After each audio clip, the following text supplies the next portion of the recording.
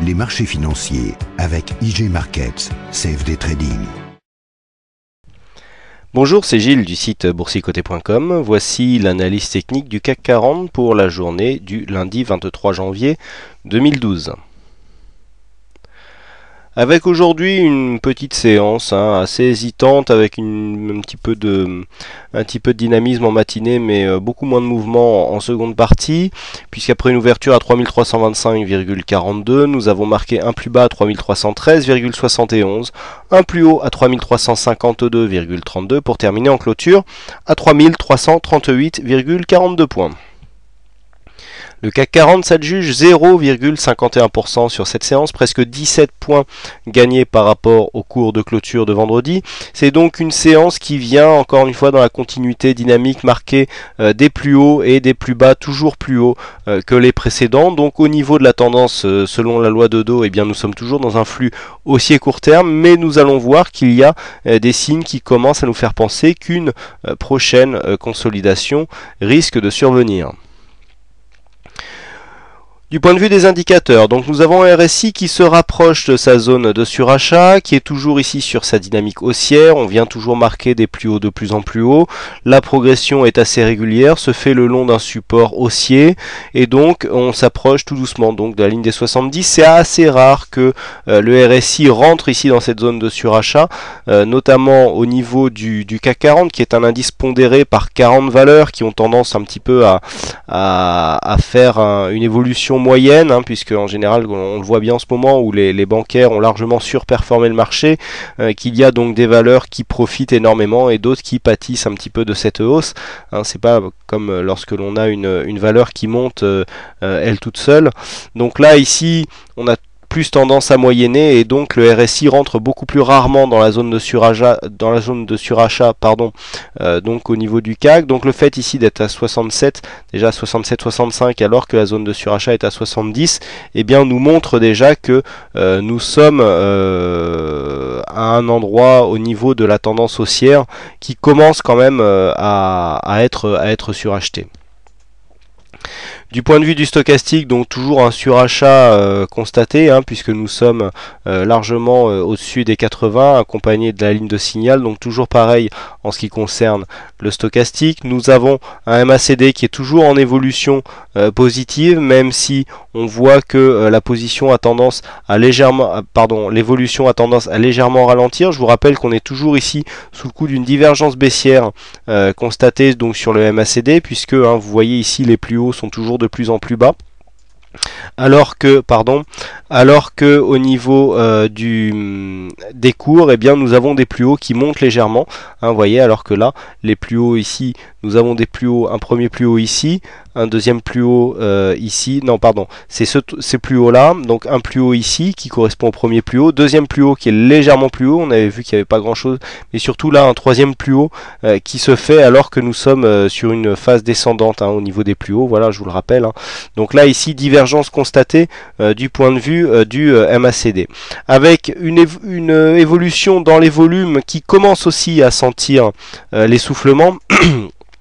Puisque je vous le disais, nous avions des volumes ici lors des séances haussières qui étaient en augmentation, avec des volumes ici lors de séances baissières qui étaient en général plus bas. Là on vient réduire les volumes sur cette phase de hausse, et qui plus est nous sommes dans une période où la volatilité a tendance à se réduire, puisqu'avec une volatilité constatée de 1,15% aujourd'hui, nous sommes largement sous la moyenne. Vous voyez la moyenne mobile 20 appliquée à la volatilité, donc en pourcentage, eh bien a tendance à baisser, puisque fin novembre, nous étions sur une volatilité moyenne de 3% par séance, et aujourd'hui nous sommes quasiment à la moitié, puisque 1,75% est la moyenne des 20 dernières séances en termes de volatilité. Donc c'est vraiment assez faible, vous voyez, les deux dernières séances ici, 1,15%, c'est vraiment très faible. Donc volatilité en baisse, volumes qui sont tout de même supérieurs à la moyenne, ça sent quand même le retournement. Nous sommes sur le haut d'une phase haussière, donc on peut commencer à craindre un risque de retournement.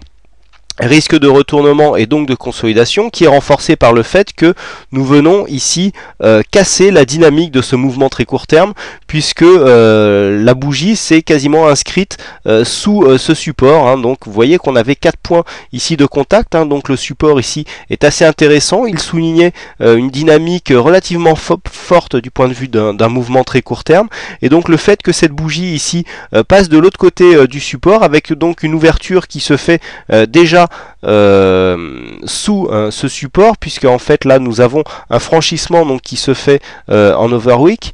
C'est assez intéressant, ça prouve qu'il y a une rupture dans la dynamique. Alors on n'a pas encore invalidé la tendance haussière, puisque la tendance haussière est toujours marquée ici par des plus hauts et des plus bas de plus en plus haut. Donc pour l'instant on a une rupture de dynamique toujours en tendance haussière, mais à confirmer bien sûr avec une séance baissière donc qui nous ramènerait minimum donc sur les 3290, et en cas de cassure ici les 3290, on viserait ici ce support haussier, hein, de tendance qui nous amènerait ici dans les 2-3 prochaines séances dans une zone qui se situe entre 3220 et 3250 points sur le CAC 40. Donc voilà ce que l'on peut dire pour l'instant, hein. Effectivement on voit ici que suite à la tendance se fait vraiment, hein, suite à des mouvements dynamiques. Ensuite on a des bougies d'hésitation, hop là on a une retour de dynamique avec un gap ici, donc il reste quelques points à combler pardon, de l'hésitation, retour de la dynamique, de l'hésitation. Donc il faudrait vraiment pour on peut encore, hein, rester sous ce support haussier pour aller venir chercher un objectif ici sur la résistance haussière, donc qui délimite ici la tendance haussière. Bon, je rappelle que sur les tendances haussières, c'est les supports qui sont les plus importants. Les résistances sont là plus à titre indicatif que vraiment pour venir chercher des objectifs et mesurer des écarts. Mais là, le fait que l'on ait ici ce support qui monte et qui soit en intersection ici avec la résistance haussière nous montre que c'est un objectif possible. Donc nous avons un objectif possible demain aux alentours des 3384.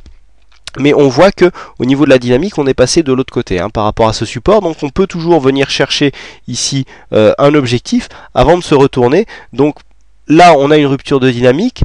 Comme je l'ai dit tout à l'heure, pas encore de rupture de tendance. À partir du moment où on va commencer à casser les précédents plus bas, là on pourra se poser la question d'une possible consolidation. Mais bon, je dis ça un petit peu parce que je vois beaucoup de gens sur le chat notamment qui prennent des positions short alors que nous sommes dans une pleine dynamique haussière.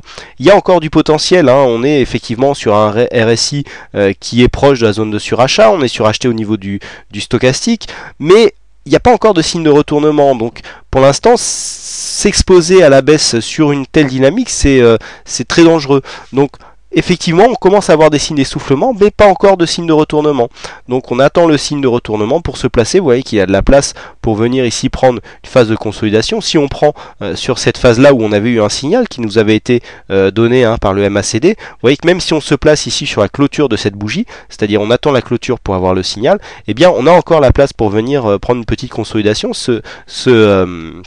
Ce signal ici avait été assez court et ensuite on était remonté, mais il y a la place, hein, on va pas avoir une séance de consolidation, enfin dans la probabilité une seule séance de consolidation avant de repartir à la hausse. Donc prendre ici les positions short sur cette dynamique, à mon sens, est assez dangereux. Voilà ce que l'on peut dire donc sur cette analyse technique. Alors aujourd'hui c'est Oli007 qui a gagné au jeu du fixing, mais bon, vous n'étiez que 2 à jouer, a priori le fixing n'a pas été signalé, hein. Je rappelle que vous n'êtes pas obligé d'attendre le signal pour participer à ce jeu. Et puis moi il ne me reste plus qu'à vous souhaiter donc à toutes et à tous une bonne soirée, bonne chance dans vos trades, et je vous donne rendez-vous dès demain pour de prochaines analyses techniques en vidéo. Allez, bonsoir à tous. Les marchés financiers avec IG Markets, CFD Trading.